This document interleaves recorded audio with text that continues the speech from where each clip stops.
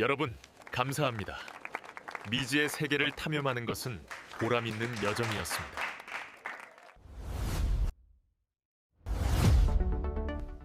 메르카토르는 1500년대 초반에 활동했던 벨기에 출신의 지리학자입니다. 1500년 즈음 발생한 인류 역사상 가장 중요한 사건 중 하나가 무엇이었을까요? 바로 1492년 콜럼버스의 신대륙 발견이었죠. 그러니 메르카토르가 살았던 1500년대 초반은 신항로 개척에 광풍이 불었을 거고 지도에 대한 수요가 엄청나게 늘어났을 거예요. 대항해의 시대.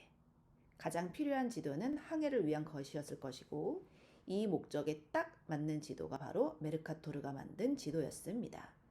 그때부터 지금까지 우리는 이 지도를 무려 500여 년 동안 사용하고 있습니다.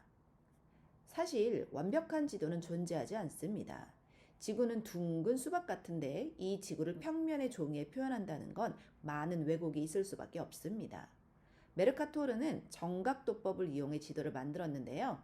정각도법이란 각도가 정확하다는 의미입니다. 내가 가려는 곳을 직선으로 쭉 그으면 그게 바로 나침반의 각도와 일치하게 되는 것이죠. 이 항해도로 인해 수백 명, 아니 수천 명, 아니 셀 수 없을 만큼 많은 항해사들이 도움을 받고 목숨을 건질 수 있었던 거죠. 메르카토르의 지도 제작 방법을 제가 한번 구현해 보도록 하겠습니다. 제가 이 귤을 지구라고 생각하고 간략하게 지도를 그려봤습니다. 시작은 우리나라부터 해야 되겠죠? 우리나라를 지나서 동남아를 지나 세모 모양의 인도를 가고요. 아라비아 반도, 아프리카를 지나 유럽, 그리고 세계에서 가장 땅이 가장 넓은 나라인 러시아를 표시해 봤고요. 다시 우리나라에서 태평양 바다 건너가게 되면 북미 대륙과 남미 대륙이 있습니다. 그러다 보니까 지금 오세아니아를 빼먹었네요. 호주 같은 경우에는 이렇게 그릴 수 있을 것 같고요. 그리고 뉴질랜드도 이렇게 그리면 되겠죠. 그리고 남극은 대륙으로 되어 있으니까 남극 대륙을 이렇게 그려봤습니다.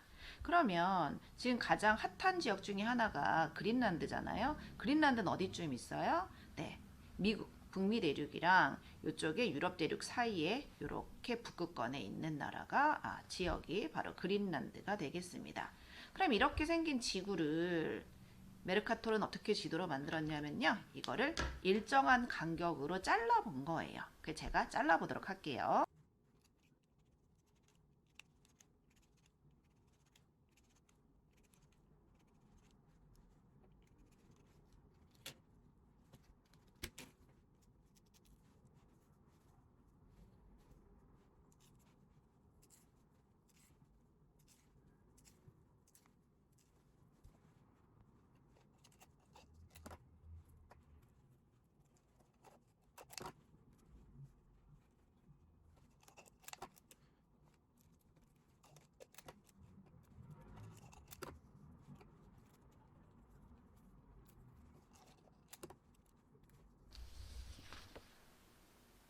오울랄라, 이렇게 생긴 지도 우리가 이용할 수 있을까요?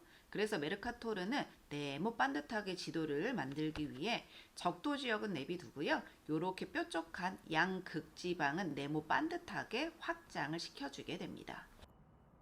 그 결과 위성과 경선이 수직으로 교차하는 각도가 정확해 항해하기에 편한 지도가 만들어졌고 대항해 시대가 지난 지금까지도 우리는 그 지도를 쓰고 있습니다.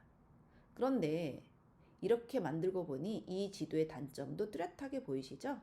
고위도 지방이 무지무지하게 확대된다는 거예요. 여기 아프리카와 그린란드를 비교해 볼게요. 지도상으로 보면 누가 더 커 보이나요? 그린란드랑 아프리카가 비슷해 보이거나 차라리 그린란드가 더 커 보이죠? 그런데 실제로는 아프리카가 그린란드의 14배, 무려 14배나 더 큽니다.